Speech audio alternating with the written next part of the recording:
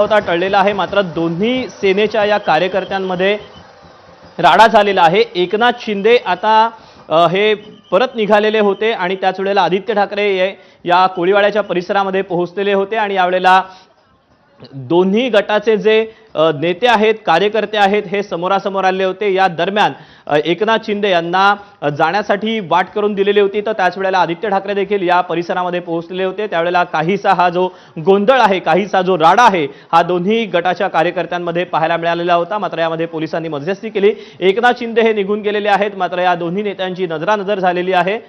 आपल्याला या सगळ्याबद्दलचे अपडेट देतोय ईशान देशमुख। ईशान, आत्ता या कोळीवाड्यातलं वातावरण नेमकं कसं आहे, काय नेमकं घडतंय कोळीवाड्यात?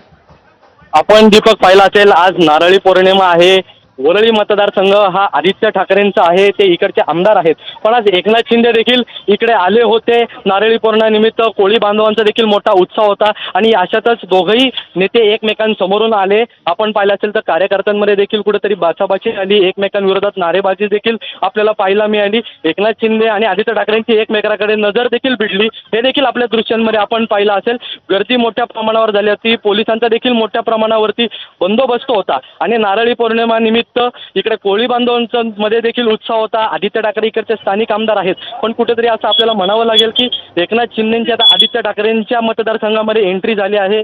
आपण पाहिलं असेल तर आदित्य ठाकरेंनी खूप वेळा कोळी बांधवांच्या संदर्भात आणि कोळीवाडा वरळीचा खास करून त्या संदर्भात भूमिका मांडली होती, पण आज थेट एकनाथ शिंदे हे वरळीच्या कोळीवाड्यामध्ये आले होते आणि कुठेतरी कोळी बांधवांमध्ये देखील त्यांनी संवाद साधला आणि अशातच दोघेही नेते एकमेकांसमोर आले। दीपक, ईशान, आत्ता कोळीवाड्यामध्ये आदित्य ठाकरे हे समुद्राच्या दिशेनं गेल्याचं समजतंय। आदित्य ठाकरेंचा इथून पुढचा कार्यक्रम नेमका काय असणार आहे आणि एकनाथ शिंदेंचा पुढचा कार्यक्रम नेमका काय असणार आहे? आपण पाहिलं असेल तर मोठ्या प्रमाणावरती गर्दी जमली होती, त्यामुळे एकनाथ शिंदे हे पुन्हा एकदा फिरून परत माघारी चालले आहेत। कोळी बांधव हे एकनाथ शिंदेंच्या अवतीभोवतीच होते मोठ्या प्रमाणावरती आणि तिथून आदित्य ठाकरे आले। आता आदित्य ठाकरे थेट जेट्टीवरती जात आहेत, तिकडे नारळ हे ते पाण्यामध्ये सोडणार आहेत। त्यांच्याबरोबर देखील मोठ्या प्रमाणावरती कार्यकर्ते हे आपल्याला पाहायला मिळाले। आल्यावरतीच आदित्य ठाकरे यांनी कोळी बांधवांबरोबर नृत्य देखील केलं। त्याच प्रकारे आता पुढे ते आता जेट्टीवरती जाऊन देखील तिकडे कोळी बांधवांबरोबर नारळी पौर्णिमा हे साजरे करणार आहेत। तर एकनाथ शिंदे हे पुन्हा आता परतीच्या प्रवासासाठी निघाले आहेत।